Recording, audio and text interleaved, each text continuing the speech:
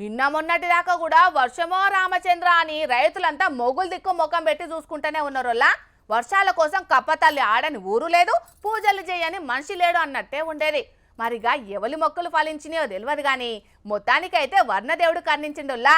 నిన్నటి సంధి వానలు దంచుతున్నాయిగా. నిన్నటి సంధి దంచుతున్న వర్షాలకు తెలంగాణ నయాగారగా పేరువైన బొగత జలపాతం ఉగ్ర రూపం దాల్చిందోల్లా. మీది నుంచి వరద నీళ్లు దండిగొస్తుండేటాలకు వాటర్ ఫాల్ హోరెత్తుతున్నది. జలపాతం రువ్వడి ఇంతకింతకు వెరుగుతుండేటాలకు పర్యాటకులు ఎవ్వలు రాకుండా చేసిండ్రు అధికారులు.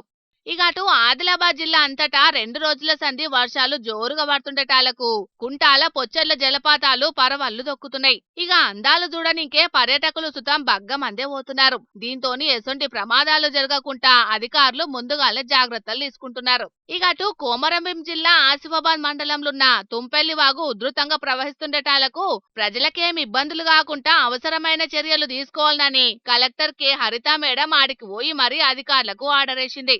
ములుగు జిల్లా మంగపేట మండలం కోమటిపల్లి ఊరు శివార్ల సుడిగాలులు బీభత్సం సృష్టించినాయి. 3-4 కిలోమీటర్ల దూరం దాకా వర్షంతో పాటుగా సుడిగాలులు పెద్ద ఎత్తున వచ్చేటాలకు వందల చెట్లు నేల కొరిగినాయి. టోర్నడోల్ లెక్కనే గాలులొచ్చేటాలకు ఏమైతుందోనని అటు దిక్కు జనాలు మస్తు బుగులు పడ్డరోల్లా.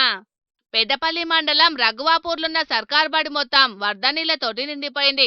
వర్షం దంచి కొట్టేటాలకు చుట్టుముట్టు వరద మొత్తం బల్లకే వచ్చి చిన్నపాటి చెరువు లెక్కనే అయ్యింది. క్లాస్ రూమ్లు కొంచెం ఎత్తు మీద కట్టుట్లా ఏం కాలేదు గాని లేకుంటేనా వరద నీళ్లతోటి క్లాస్ రూమ్లు మొత్తం నిండేటి కావచ్చు పోండ్రి. నీళ్ళు ఇంతగానం ఉండుట్లా క్లాసులకు పోనీకే పిల్లలకు సార్లకు బగ్గనే తిప్పలైందట. ఇగిటు పట్నం ఉప్ప రోడ్ల మీద వరద నీళ్లను మోటార్లు పెట్టి ఎత్తిపోసే కథ అయింది. ఉప్పల్ నారపల్లి ఫ్లైఓవర్ పనులు ఆలస్యమయ్యేటాలకు ఆడ వరద నీళ్లన్నీ రోడ్ల మీదనే ఆగిపోయినాయి. దీంతోని ట్రాఫిక్ మస్తు జామ్ అయింది. వరద నీళ్లు వెళ్లిపోయే పరిస్థితి లేదని మోటార్లు పెట్టి ఎత్తిపోసిండ్రు అధికారులు. పట్నం Miyapur Vaishali Nagar railway under pass దగ్గర మ్యాన్ హోల్ ఓపెన్ చేసి వెత్తటాలకు దాంట్లో పడి బాలయ్య అని పెద్ద మనిషి గల్లంతయ్యిండు. రాత్రి సంధి మియాపూర్ పోలీసులు, హైడ్రా, ఎన్డీఆర్ఎఫ్ బలగాలు దోలాడుతున్నాయి గాని ఇప్పటికి సుతం జాడ దొరకలేదు. ఈ ముచ్చట్లిట్లుంటే మొత్తానికైతే ఈ ఏడు కాళేశ్వరం పంప్ హౌస్ లో ఆనయనేలా మేడిగడ్డకెంచి ఎట్టి పరిస్థితులల్లా నీళ్ళని ఎత్తిపోసేది లేదని సీఎం రేవంత్ అన్న చెప్పిండు కదా. ఇక ఇప్పుడు ఎల్లంపల్లి ప్రాజెక్టుకు మీదికెంచి వరద వస్తుండేటాలకు నందిమేడారం గాయత్రి పంప్ హౌస్ లో ఆన్ చేసి మిడ్ మానేరుకు నీళ్లను పంపిస్తున్నారు. ఇక ఆడ ఇటు కాంగ్రెస్ అటు బీఆర్ఎస్ లీడర్లు పూజలు చేసిండ్రు.